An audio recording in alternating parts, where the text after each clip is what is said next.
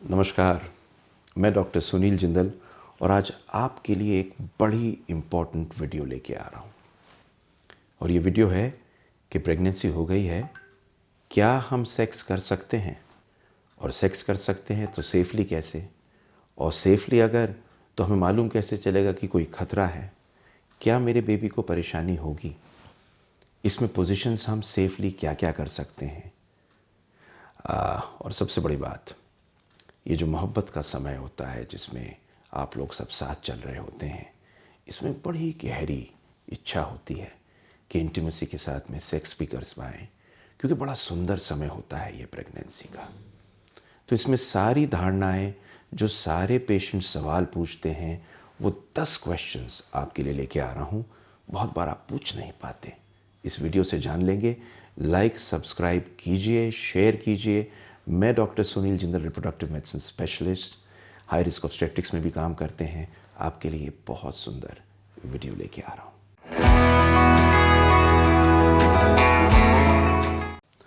एक वक्त सवाल पूछते हैं कि डॉक्टर साहब, शादी तो हुई, बेबी अब प्रेग्नेंट हो गए हैं, क्या अब सेक्स कुछ फ़र्क फील करेगा? तो फ़र्क फील करता है। हार्मोन्स ईस्ट्रोजन बहुत हाई होते हैं, लुब्रिकेशन ज़्यादा होती है, वेजाइना ब्रेस्ट बहुत सेंसिटिव हो जाते हैं, और इस blood flow sensitivity hormonal changes की वजह से कुछ लोगों को बहुत ज़्यादा इच्छा करती है, कुछ लोगों को बिल्कुल इच्छा नहीं करती। तो ये एक फेज़ है जो चलता है, happiness and wanting to have more, to irritation, to having to want less of it. But हाँ, जो नीचे वेजाइना होती है वो कई बार लुब्रिकेट ज़्यादा होती है और लूज़ हो जाती है। कभी कभी पेल्विक मसल्स टाइट हो जाते हैं और सेंसिटिविटी थोड़ी बढ़ जाती है। तो ये सब चीज़ें मिला के एक जो भी मूड करती हैं वो आपको एक्सेप्टेबल होना चाहिए और आपके पार्टनर को भी एक्सेप्टेबल होना चाहिए। Will penetration hurt the baby? क्या पेनिट्रेटिव सेक्स से बेबी को चोट लगेगी? देखिए, बेबी होता है ना, वो पहले एमनियोटिक फ्लूइड से कवर्ड होता है, फिर एक मेम्ब्रेन से कवर्ड होता है, यूट्रस के अंदर होता है, बिल्कुल सेफ। तो सेक्स से कोई उसे चोट नहीं लगने वाली। हाँ, ये ज़रूर है कि अगर प्लासेंटा प्रीविया हो, मतलब यूट्रस के मुंह के ऊपर प्लासेंटा हो, या इनकॉम्पिटेंट ऑस हो, बच्चेदानी का मुंह पूरी तरह से बंद टाइटली ना हो, उस कंडीशन के अंदर परेशानी हो सकती है। तो बच्चा बिल्कुल सेफ रहता है, ऐसी कोई दिक्कत नहीं है। दूसरा क्वेश्चन आता है, क्या सेक्स की वजह से मिसकैरेज हो सकता है?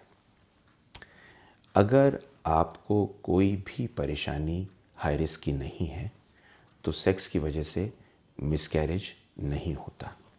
एक बहुत बड़ी स्टडी है जिसको मैं हम साइंटिफिक मेंशन कर रहा हूँ, उसके अंदर भी यही है कि नॉर्मल प्रेगनेंसी में किसी भी रूप में मिसकैरेज सेक्स की वजह से नहीं होता।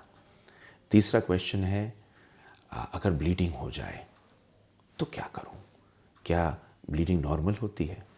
देखिए, ब्लीडिंग नॉर्मल नहीं होती। अगर ब्लीडिंग होती है तो या तो हो सकती है इंजरी से सर्विक्स, मतलब बच्चेदानी की मुंह की, या अंदर से ब्लीडिंग आ सकती है। अगर ब्लीडिंग होती है तो आप इमीडिएटली डॉक्टर को कंसल्ट करेंगे। कभी कभी ब्लीडिंग तब भी होती है अगर बच्चा नले में हो, यूट्रस में ना हो, जिसको एक्टोपिक प्रेगनेंसी करते हैं। तो ब्लीडिंग एक ऐसा सूचक है जिसमें डॉक्टर को अवश्य मिलना है। चौथी चीज़ आती है कि क्या प्रेगनेंसी में सेक्स में दर्द होता है? देखिए, हार्मोनल चेंजेस होते हैं, लुब्रिकेशन ज़्यादा होती है। अगर जेंटली आपस में मिला जाए तो चांसेस बहुत ज़्यादा नहीं होते।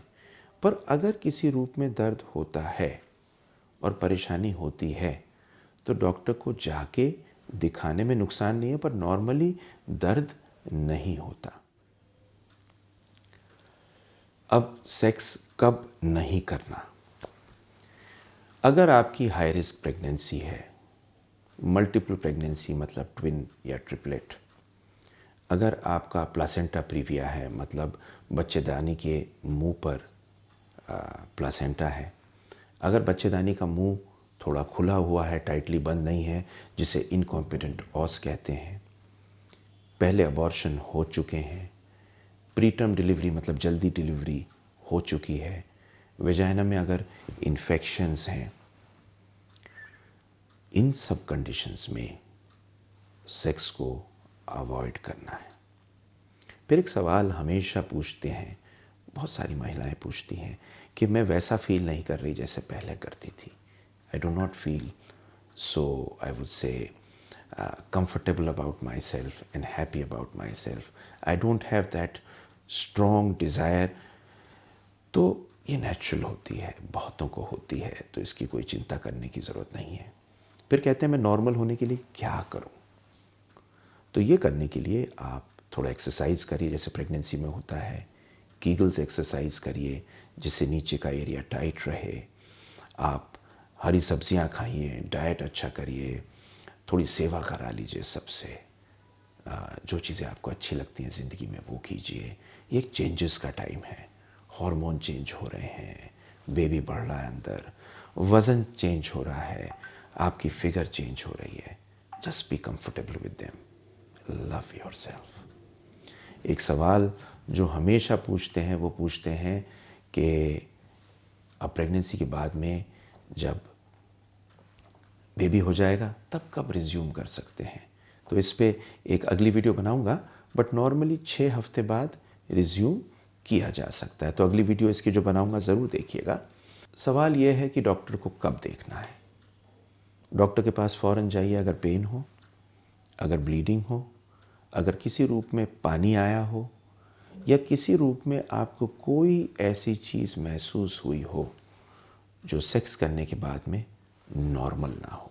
इट्स वेरी इंपॉर्टेंट बिकॉज ये वीडियो मेडिकल एडवाइस से ज़्यादा एक अंडरस्टैंडिंग है आपके लिए, पर ये मेडिकल एडवाइस को सब्स्टिट्यूट नहीं करती।